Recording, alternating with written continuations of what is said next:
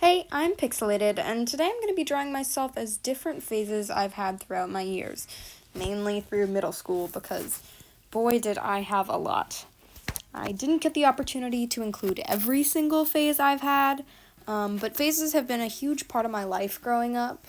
I think it was really an expression for me to kind of outlet my emotions, hence why I have so many. I didn't include a couple. Voltron isn't on here. Rough. That was a strange phase of my life. I didn't include any of my YouTubery Dan and Phil things either. But I think a lot of those kind of mesh into already seen things. Before I start, I'd like to say that just because these were phases for me don't mean that they're not valid for anybody else. If you currently still enjoy these things or you're into them, it's not any less valid just because it was a period of my life. Does that make sense? Anyways, also I'm using references of myself throughout this because I'm drawing myself. So please do not bully me in the comments just because I look like trash. If anybody sees this and you guys had similar phases in your past, comment down below. Let me know what was your favorite. I don't think anyone will see this, but I hope you enjoy. I'm going to start my illustrations off by illustrating a kind of representation of the phase I'm in now. Just because it isn't as definable as I think some of the other phases I've had doesn't mean that it's not a phase. I think we all kind of want to think that our current interests are completely void from scrutiny, but if I look at myself in reality, I'm pretty stereotypical. I'm the indie arto. I like films and thrifting clothing and indie music, and I'm just so quirky. I'm not like other girls, but not really. So I'm trying to illustrate that here. I used a style I haven't really used much before. Actually, all of these are styles I don't use much before. I used this as kind of an outlet to try out different styles and things I wasn't comfortable with, and mimicking a lot of styles I found online and different types of fan art. I'll try and link them in the descriptions for the fan art references I'm using, because I don't want to steal their art or anything. I'm not exactly sure what the etiquette is, because style is different than plagiarism, but here I kind of just use this blocky unblended style, which is different than what I usually do. I usually use pretty realistic blending, and this was pretty flat. Overall, I also, when it came to the outfits and such, none of these outfits are real outfits I would have worn or I have. They're all just kind of things I made up to fit, and I varied how I represented the phase. For this one, I just tried kind of using some clothing that I think I would wear and some flowers and stuff. It's just kind of a little more generic than some of the other ones. Well, for some of the other ones, I either made it look like I was a character in a show, or just kind of fit myself as who I was in that style of my life, if that makes any sense. Overall, I was relatively happy with this illustration. All of these styles are completely new to me, so they were pretty hit or miss. Some of the line art styles, I really liked the line art but hated the shading. Some of them I really loved the shading and didn't like the line art. And this one's definitively in the middle of the pack for me. I think that the way I did clothing looks pretty nice, but the pose doesn't look very dynamic, and I think my face looks kind of wrong to myself. It's too wide or something. And I think the flowers ended up looking kind of awkward. I'm holding up a phone in a lot of these photos because they're mirror selfies, but you can't. I kept the phone in for one of them. I kept the phone in for the K-pop one, but for this one I was I don't want to hold a phone, so hence why there's kind of janky flowers in there. But you gotta do what you gotta do. Also, that photo of me that I'm using as a reference is not a common photo I take. It's very out of character for me, so I feel weird staring at it. It was painful to draw for 2 hours, but I hope you enjoy this illustration.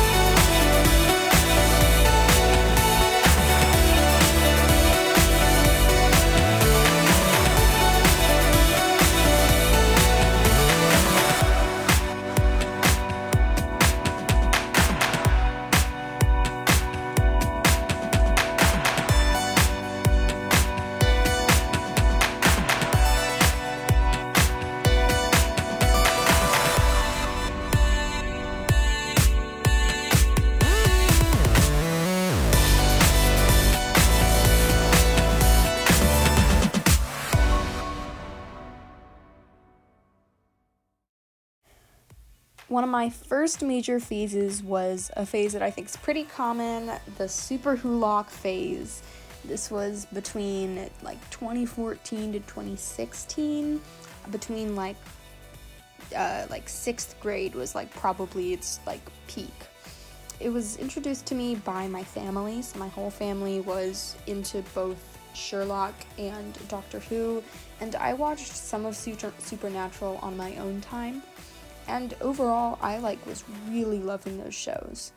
I discovered Tumblr at this point, which was probably a mistake, and watched all those funny, hilarious Tumblr posts. Haha, this is totally real and not made up. You know, the ones where they're like, I saw a man in the superstore and he called me a croissant, and for some reason we all were brainwashed and thought it was funny.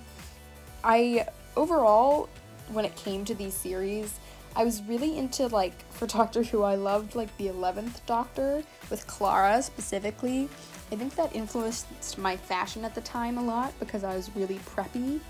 I didn't actually reflect that much in this illustration. I instead went with kind of a moody supernatural look instead, and it's more American than, the British shows.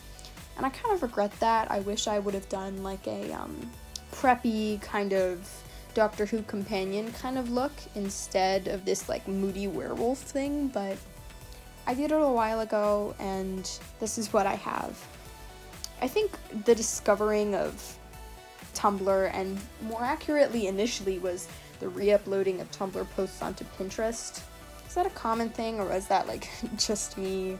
I think that probably wasn't great for my middle school years. I think there's a lot of things on Tumblr which generally I think really young teenagers probably shouldn't have access to.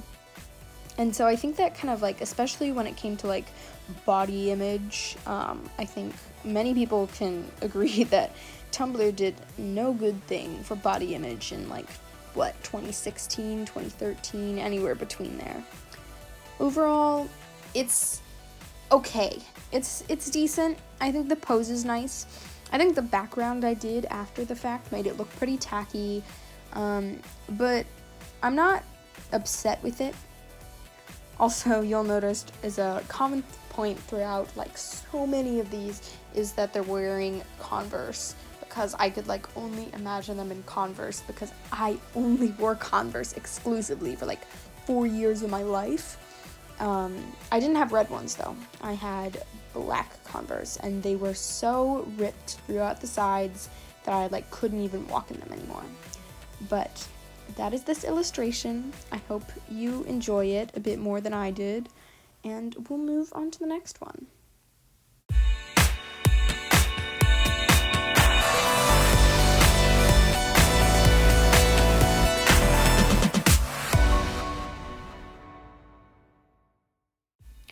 My next phase, which occurred during a very similar period of time, was my horror games phase. I was about as fake, however, as a fake gamer girl could get. I didn't actually have the ability to play these games because I didn't have the software necessary. We didn't have a PC, we didn't have an Xbox or anything, so I just watched playthroughs online and pretended that I played them, with the exception of I actually played World of Warcraft, but only the demo, Minecraft, PE for the most part, and then eventually I got the real version. And this isn't a video game, but I played D&D all throughout middle school. The other games I really liked but didn't actually play were Life is Strange, Five Nights at Freddy's, Undertales, Fran Bow, and I occasionally liked Legend of Zelda and the Mario games. Overall, I think this was a pretty cringy period of my life. I think this one's a lot more cringy than some of my other ones, simply because I was in that I'm not like other girls kind of phase of my life. I was reaching a point where I wasn't quite a tomboy anymore. I was pretty feminine, but I hung out almost exclusively with guys during this period of my time. Guys who I don't talk to at all anymore. I don't think I've had a conversation with them in years. And I was trying really hard to impress them and be cool. And I think looking back on it, I was just really lame. Like, I was so lame. I lied to this guy that I was talking to for like 3 months saying that I had Minecraft, like the PC edition, installed so that I could join his server, and I did not have it installed. I was too scared to ask my parents. So I find that really funny that nowadays I can look back and be like, oh my god, what was I thinking? Like, I was so stupid. Also, just a side note, the little jacket I have under there, it's supposed to be a representation of the, like, this jacket I had during the time called a convention jacket. I got it at, like, Hot Topic, and it was supposed to have, like, 40-some pockets, which, to 6th grade me, was, like, the coolest thing possible. And then I immediately lost it, because that's also what 6th grade me did. Anyways, I basically just look like Max Caulfield in this, but I think it's still kind of a fun illustration. The shading's a bit dodgy, but the line art was kind of cute. So I'm settled with this one. This illustration is okay.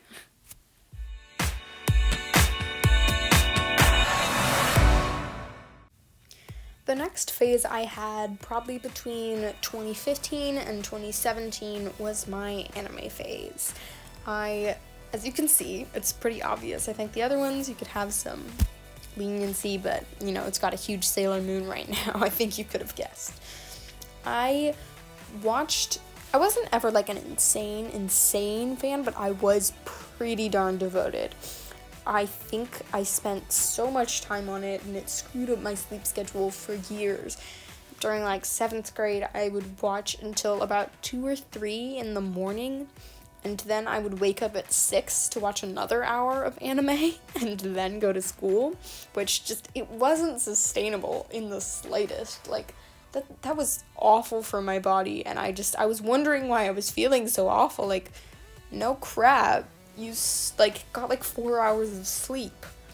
Despite the fact that I'm drawing Sailor Moon right now, I was not actually a very big Sailor Moon fan. Fake fan, I know.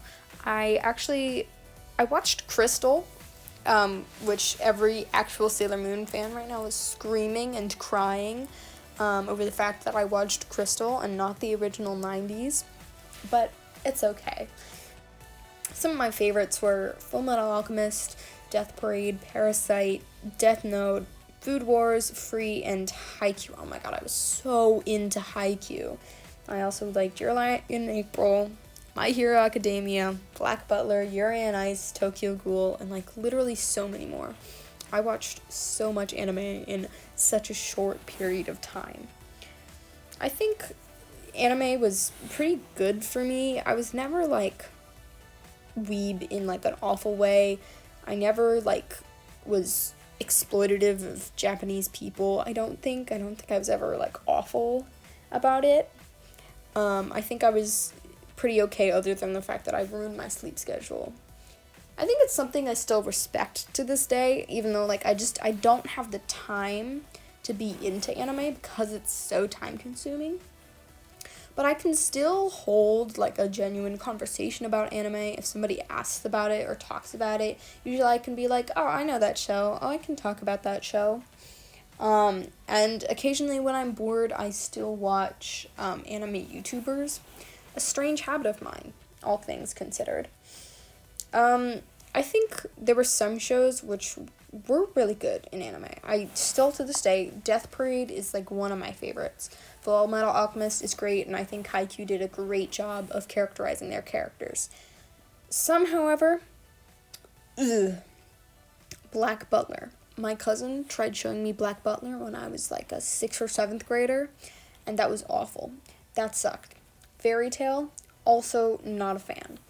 No offense if you like those shows, but they were too fan-servicey, and I was at an age where, like, especially, I couldn't get into, like, many of the shows that were super fan-servicey because I was, like, 14, 13, 12? I was young, so I was not trying to look at boobs 24/7. You know how it be? Overall, this illustration kind of sucks. I honestly hate it, but it was fun to draw, so I count it as a win. One of my biggest and probably most important phases of this period of my life was my emo phase. I was hugely emo. I think everybody at my middle school knew that I was hugely emo and talked about how I was hugely emo. I cut all my hair off during this point. That is not a reference photo from when I had all my hair off, but it was like an ugly kind of side-swept mullet thing that I'm glad I did, but it was not attractive. During this time, I really liked what was referred to as the emo trinity, for anybody who remembers. My Chemical Romance, Fall Out Boy, and Panic at the Disco, and I also liked 21 Pilots, Melanie Martinez, Halsey, her original Halsey, like that Badlands album, Bea Miller, and Marina and the Diamonds, as well as some sexy Troye Sivan and Dodie on the side. I think it was more prominent than some of the other phases because it was more outward than some of the other phases, because it had a very distinct way of dressing that went along with it. It kind of went along with that, like, Dan and Phil Tumblr flower crown aesthetic too, but, like, emo-er. I wore a choker almost every day of 7th grade. I had these ugly cat ears to go up with them that were, like, lace cat ears, not realistic cat ears. I was never a furry. And I wore Hot Topic band t-shirts and thigh-high socks and Hollister black and dark red skater skirts. And so that's what I have illustrated here. Some of the things that I listened to during that day, I can still tolerate. I do still like old MCR. I do still like some old Panic and old Fall Out Boy. I cannot, for the absolute life of me, listen to 21 Pilots. I hear their songs and I cringe. I know a lot of people are still into them. Respect it. You're doing your thing. But it's not for me anymore. I can't listen to, like, Dodie either. I can still enjoy a good Troye Sivan song when I want that specific genre, but overall, my music taste has shifted really heavily from this period of time. I think this period of time also wasn't healthy for me in a lot of ways. I don't know whether I was sad because I consumed so much sad media, or whether I consumed so much of this media because I was sad, but I was surrounding myself with a huge amount of just depressing media, and I don't think it was good for me at a developing age. That's not to say that emo music makes you depressed or that kids shouldn't listen to this kind of emo music, but I think that I was impacted in a way I don't think I could have predicted, because I spent so much of my childhood listening to things that I think could have been better placed for me, and I surrounded myself with people who may have also not reinforced positive mental health for me at this period of time. I do think, as far as style went and as far as other parts of my life went, I think this emo phase did so much to shape who I was. I wore hearts under my eyes before the e-girls did it. I was the original e-girl. Overall, this illustration is my favorite. I love this illustration. I hope you guys like it too, and now we'll move on to the next phase. On to the next phase, and my most recent phase. This was the K-pop phase, which is gonna be rough to talk about because it was pretty recent. I think it ended around in 2019, and I was a fan since around 2017. I was big into BTS, Mamamoo. I liked Twice quite a lot, and I still know all the choreographies, and some other smaller groups like Ace. I think this is the one that people expect me to talk the worst about. It has the worst reputation out of all these, because I think the rest are, like, far enough in the past where people can kind of laugh about them and they don't talk about it. And also, like, Twitter standing was not a big thing yet. And so I think people expect me to be like, oh, gross, K-pop. But it did do a lot for me, I think, positively, while people only ever want to focus on the negatives. I think I realized that all the fan groups I've been in, when they're huge, they become toxic, and that's regardless of what they're into. I think that just K-pop gets a bad rep because Twitter is awful. Like, Twitter is so bad. K-pop stans on Twitter suck. People on Twitter suck to K-pop stans. It's a mess. Just stay off Twitter. But for me, I think K-pop did so much for me that I think I'm kind of only starting to realize now. It was a pretty natural transition from emo into K-pop since I liked BTS and their old stuff was pretty darn emo. I was a June bias, and I liked their music, but I think their new stuff preached a lot of self-love and a lot of like a positive message, like a very happy positive message, which I'm glad I got into and that I listened to, because I kind of needed it coming out of the emo phase. Like it was something that I needed to listen to because I was surrounding myself with such negative stuff for a long time. And it wasn't just the music or anything. It had little to do with the music, but just like Tumblr was just like a cesspool for self-hatred. Like you couldn't get out of that without hating yourself. And so I think listening to music that was all about loving yourself and a group that was really inspirational was important for me to develop. I think it also taught me that I shouldn't be embarrassed to like certain types of music. Actually, no, that's a lie. I was so embarrassed of liking K-pop. I did not tell anybody. I had a radio show where I played K-pop at the beginning of freshman year. Did not tell anybody, even my closest friends, for about 6 months. Anyways, but it did teach me that it's okay to like trashy pop music. Like, it's not gonna kill you if somebody tells you that your music taste sucks, because you just kind of accept that not everything is for everyone. People online suck sometimes when it comes to music taste, and it did help me build a slightly thicker skin, though it also... I'll edit this better. A lot of the fans, however, did creep me out a bit, in a way that I think if you were accustomed to fan culture, if you were in like 1D, if you were into 1D or whatever, I think it would have been more natural for you, but I'd never really quite seen it this way. I'd seen a bit of it with emo bands, but it was hard to fathom that people liked these artists because they were attractive. Like, oh my god, how could they? I think now I'm like, whatever. Like them how you like them. But I spent so much time being like, I swear, guys, I don't find them attractive. Like, I swear, like, it's... And it was because I liked their music. I wasn't listening to them because I thought they were attractive, but they are objectively attractive. Like, you can't deny it. It's part of the appeal. But it was such a rough thing for me to, like, I was, like, cringing left and right at people. I think also here, Koreaboos were a worse problem than they were with anime for me, because I was younger and I had less self-awareness. So when I saw Weeaboo and I was into anime, I didn't notice it. But when I saw Koreaboo when I was into K-pop, it was very evident because everybody made fun of them, and I was just like, oh, no, don't associate me with that. But I'm glad that I liked the music. I'm glad that I had the time. I think it was important to me. Also, peep how I did this illustration over again. The first illustration sucked, and then I redid it, and it still kind of sucks. I don't like this one. I think this might be my least favorite. Eventually, I think when it came to K-pop, I just couldn't keep up.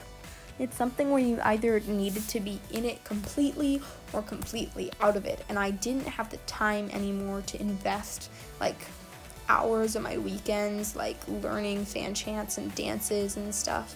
And so then I just kind of fell off, and that's how I think a natural progression happened for me. But yep, that was my last phase, and I'll continue to have more phases. And so we'll move into my little outro bit.